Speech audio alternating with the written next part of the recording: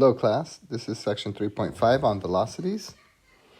So there's two different types of velocities. The first one is linear velocity. That's given by this formula, v equals s over t. All right, and then the next formula is, let's actually do an example first. So a point on a circle travels 5 centimeters in 2 seconds. So once again, it's v equals s over t. S is the arc length, that's 5 centimeters. Divided by 2 seconds is 2.5 centimeters per second would be our answer for this first example. For the second definition, this is angular velocity given by omega. And that's got an angle theta, which is also measured in radians, and t is time. So a point P on a circle rotates 3 pi over 4 radians in 3 seconds. Give the angular velocity of P. So angular velocity is theta over t. And because this angle is already given to us in radians, we can go ahead and apply the formula directly. And this is going to just be pi over 4. As you can see, the 3's are going to cancel. So that would be it. That would be our final velocity.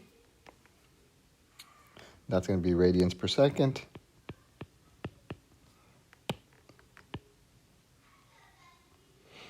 All right. Now we can find a relationship between the two velocities. So here's a relationship.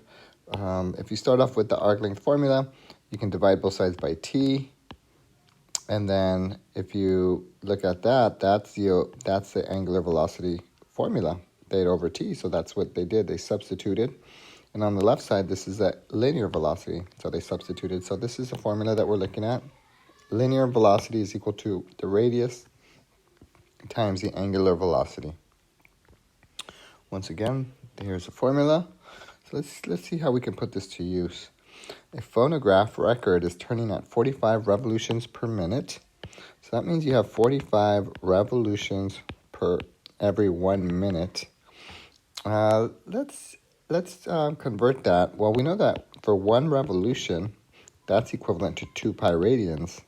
That's 1 full circle. And then we can cancel out the revolutions, and that's going to leave us with 90 pi radians for every 1 minute.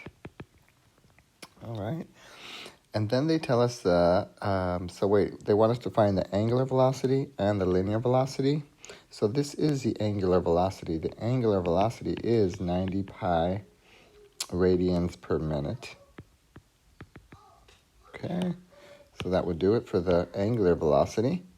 For the linear velocity, all we need to do is multiply that by r. As you can see, v equals r times omega. And r is given to us as 3 inches.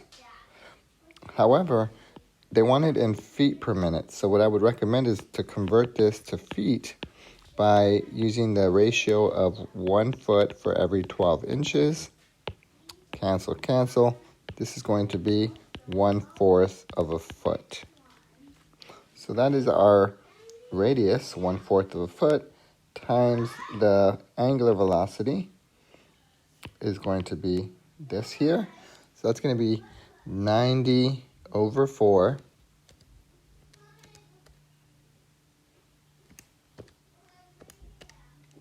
times pi is 70.7. If you round to 1 decimal place, 70.7, and that's going to be in feet per minute.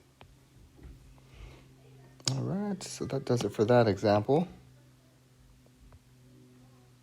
And that's exactly what they got here. 70.7 is correct.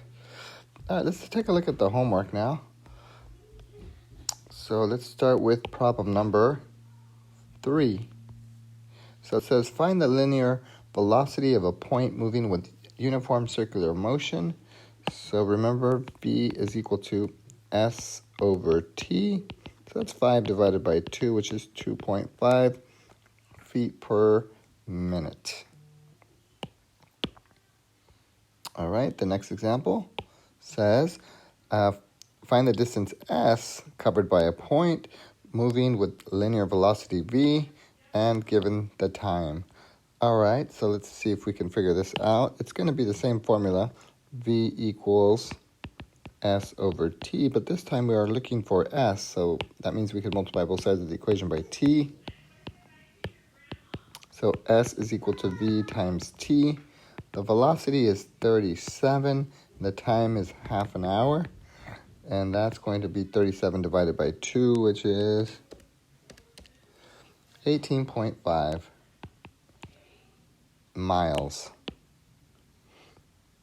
All right, the next example. P sweeps out of a central angle theta as it rotates on a circle of radius r is given below. Find the angular velocity.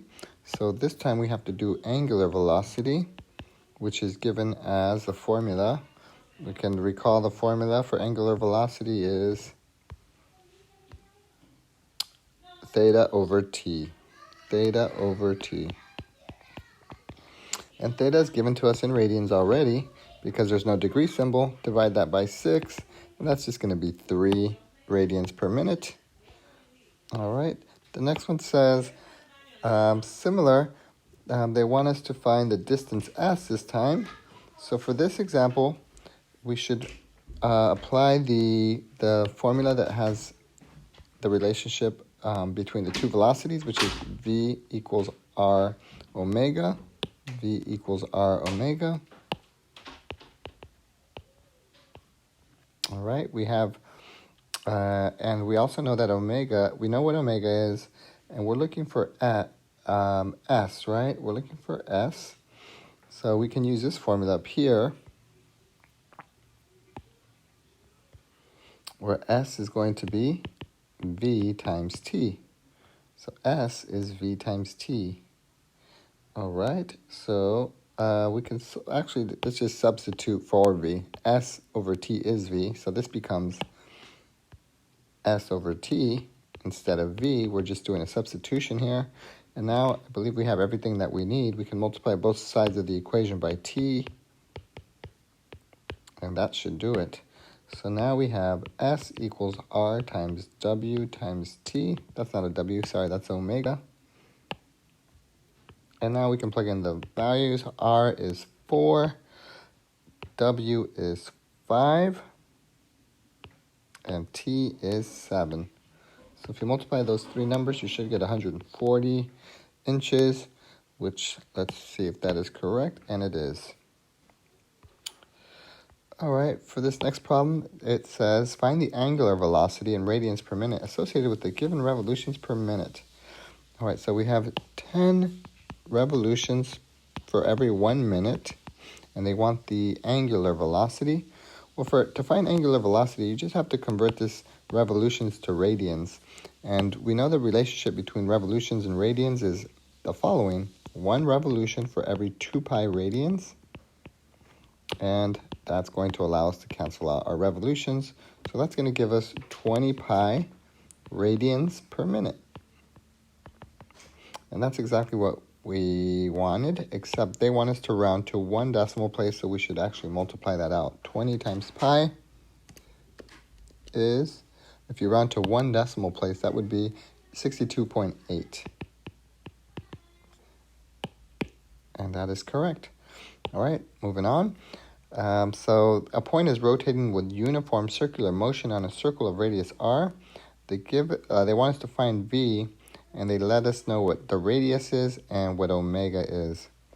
Well, that is the formula. The formula is just v is equal to r times omega, if you recall. And so now we can just simply multiply those two numbers together, the radius times the omega, which is 12 inches per second. All right, let's see. A point is rotating with uniform circular motion of a circle with radius r. This time they want us to find omega. So we can use the same formula. This time we're going to divide both sides by r, and that'll give us omega is equal to velocity divided by radius. And the velocity is 4, and the radius is 8. So that is 1/2, which is 0.5 radians per second. Or you can enter it as a fraction or a decimal. WebAssign will accept both of those answers. As for the last problem, we have a mixing blade on a food processor that extends out 3 inches, so that's our radius. The blade is turning 500 revolutions per minute, so that's 500 revs per minute for every 1 minute. And once again, we want to get rid of revolutions and convert that to radians, so we're going to multiply by the ratio of 2 pi radians for every 1 revolution. That's going to cancel out the revolutions and leave us with 1,000 pi radians for every 1 minute. All right, so that is our angular velocity, and they want us to find the linear velocity. So linear velocity is given by radius times omega. We already have omega, we just need the radius, which we also have already. However, you got to be very careful because the answer they want is in feet per minute. We're given inches, so we need to convert these inches into feet. That's not too difficult. We can just multiply by the ratio of 1 foot for every 12 inches. Cancel out our inches, and that'll leave us with 3/12, which is 1/4 of a foot.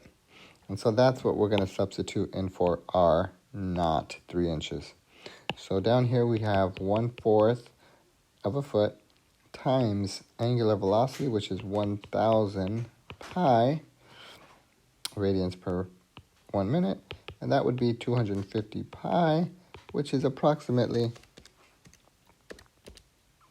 785. Do they want us to round to the nearest whole number? So that would be 785 feet per minute.